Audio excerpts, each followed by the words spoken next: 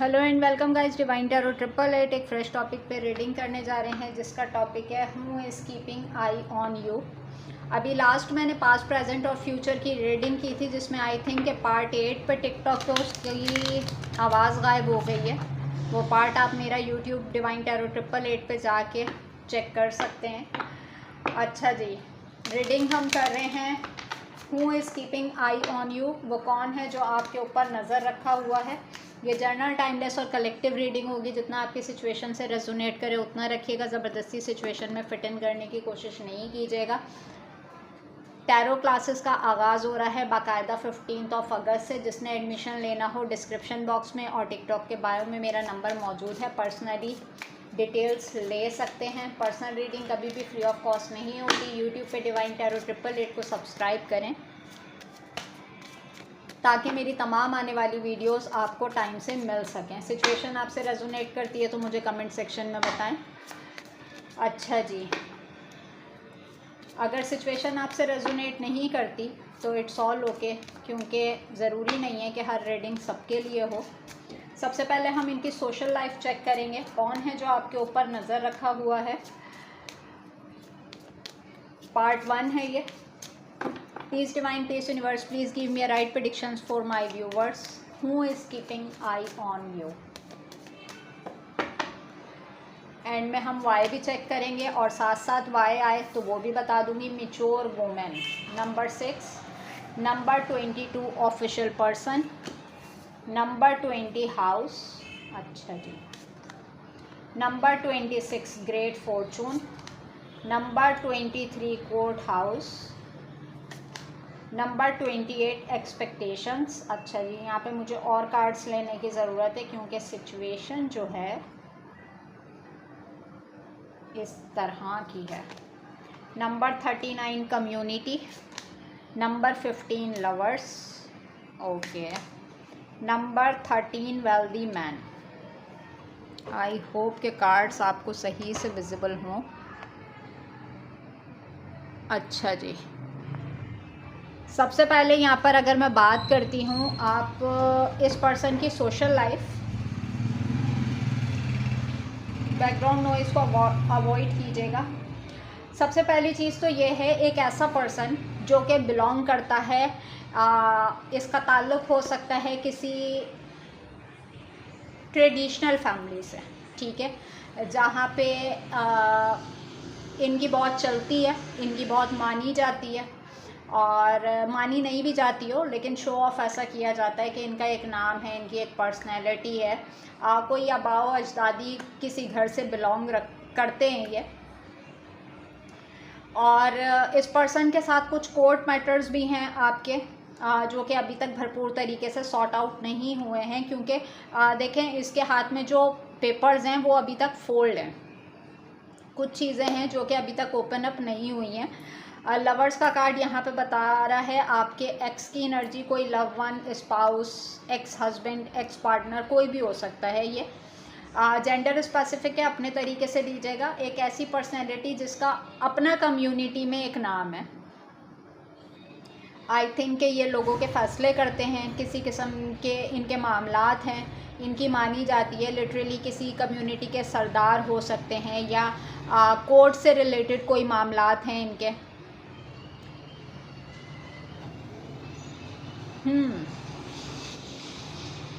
एक ऐसा इंसान जो कि किस्मत अभी तक उसके ऊपर मेहरबान नहीं हुई है, ठीक है। अब मैं यहाँ पर क्लैरिफाई करूँगी यहाँ पर मैच्योर वुमेन का कार्ड क्यों है। सोशल लाइफ से पर्सनैलिटी ट्रेड्स मैंने आपको बता दिए हैं। अच्छा जी, यहाँ पर मैच्योर वुमेन का कार्ड क्यों है। The tower moment, page of pentacles, 4 of wands, Scorpio, taurus, Virgo, Capricorn, Aries, Leo, Sagittarius, Leo, 9 of pentacles, taurus, Virgo, Capricorn, queen of pentacles, taurus, Virgo, Capricorn, night of pentacles, taurus, Virgo, Capricorn, क्या बात है। S of cups, cancer, Scorpio, Pisces, 10 of pentacles, taurus, Virgo, Capricorn. Taurus, Virgo, Capricorn की energy बहुत ज़्यादा high है। आप हो सकते हैं या ये पर्सन है, ठीक है। अच्छा जी, अगर तो मैं बात करती हूँ नो कॉन्टेक्ट सिचुएशन, आप लोगों के बीच में आप लोगों के मामला जो है बिल्कुल वाइंड अप हो चुके हैं, किसी को किसी की कोई ख़बर नहीं है। पहली चीज़ तो ये, with the 4 of wands card आप आई थिंक इससे मैरिज कमिटमेंट में आए, उसके बाद ब्रेकअप हुआ आपका, या मैरिज कमिटमेंट तक आते आते आप लोगों का ब्रेकअप हो गया। अच्छा, सबसे पहले मैं बात करती हूँ कि वो कौन है जो आपके ऊपर नज़र रखा हुआ है। एक ऐसा इंसान जो कि आपकी स्टेबिलिटी से जेलस है, क्योंकि ये बात उसको ट्रिगर कर रही है कि आपके साथ सब कुछ इजी क्यों होता है, क्यों आपकी सराउंडिंग में हर वक्त लोग रहते हैं। और यहाँ एक ऐसा इंसान मुझे नज़र आ रहा है कि जिसने बचपन से अपना एक टफ़ टाइम देखा है। इस इंसान की पेरेंटिंग जिसे हम कहते हैं सही वे में नहीं हुई है, यानी कि एक शक की एनर्जी, एक जेलसी की एनर्जी इसकी आदत का हिस्सा बन चुके हैं।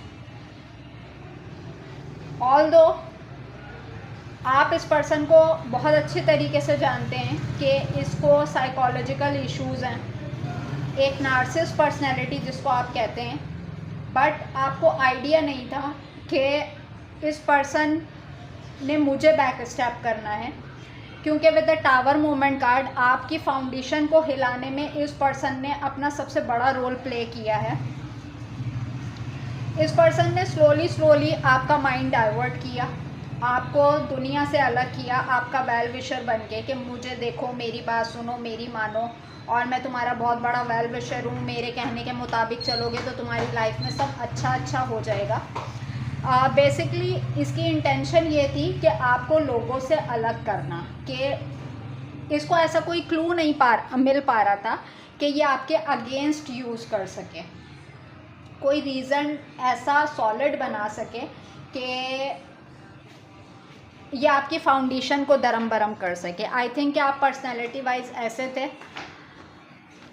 कि आपका एक ग्रुप सर्कल था, कम्युनिटी में आपका नाम था, लोग आपको बहुत ज़्यादा जानते थे, आपके फ़ैसलों पे बहुत ज़्यादा सरेंडर करते थे, आपकी एबिलिटीज़ को समझते थे। आप आई थिंक एक इंडिपेंडेंट पर्सनैलिटी थे, हर चीज़ में ग्रोथ को ढूंढते थे। मैं यहाँ देख सकती हूँ कि लिटरली इस पर्सन ने आपकी फैमिली को ब्रेक किया है with the tower moment card.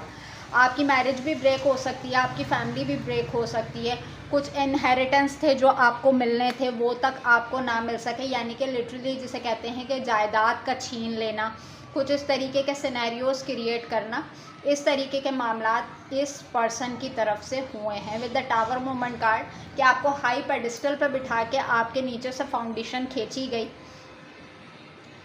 But यहाँ पे इस पर्सन ने आपके ऊपर नज़र क्यों रखी हुई है? क्योंकि आप अभी भी सिंगल इंडिपेंडेंट है। क्वीन ऑफ पेंटिकल की एनर्जी आ रही है यहाँ पर, और एक जेलसी का फैक्टर कि इसकी लाइफ में तमाम चीज़ें आसान क्यों हो जाती हैं। जेलसी का फैक्टर अगर किसी इंसान के अंदर होता है तो वो ये चीज़ भूल जाता है कि अगर वो किसी से जेलस होगा तो वो अपने ही रिस्क को कम करेगा, अल्लाह ताला सामने वाले के रिस्क में, उसकी अपॉर्चुनिटीज़ में और मज़ीद इजाफा कर देता है। विद द 9 ऑफ पेंटिकल्स आपको स्टेबल देख रहा है और परेशान है ये इंसान कि विद द सन कार्ड के आपने दोबारा से अपनी लाइफ में न्यू बिगिनिंग कैसे कर ली। ऑल्दो आपने इस इंसान के लिए बहुत ही केयर शो की, लव, इमोशंस, तमाम चीज़ें आपने इसको प्रोवाइड की, but with the 10 of pentacles अगर मैं आपकी इंटेंशन की बात करती हूँ कि आप एक हैप्पी फैमिली क्रिएट करना चाहते थे, बट सम रीज़न कि इस पर्सन के माइंड में ही ये था कि किसी तरीके से आपको दुनिया से अलग करना है और अपने ऊपर को डिपेंडेंट करवाना है इसने, यानी कि आप तमाम दुनिया पे सरेंडर करके आप सिर्फ इस बंदे के ऊपर पूरा फोकस रखें। और आज जब ये आपको क्वीन ऑफ पेंटिकल्स की एनर्जी में देख रहा है, यानी कि इंडिपेंडेंट और लग्जीरियस लाइफ गुजारते हुए देख रहा है, तो ये स्टक हो गया यहाँ पर आके कि हाउ इज़ दिस पॉसिबल, ये कैसे मुमकिन है, ये चीज़ तो मैंने चाही ही नहीं थी, और ये बंदा या ये बंदी इतनी आगे तक कैसे बढ़ सकती है, किस तरीके से ये अपनी लाइफ के अंदर ग्रोथ लेकर आई, किस तरीके से इसने सरवाइव किया इन तमाम मराहिल से।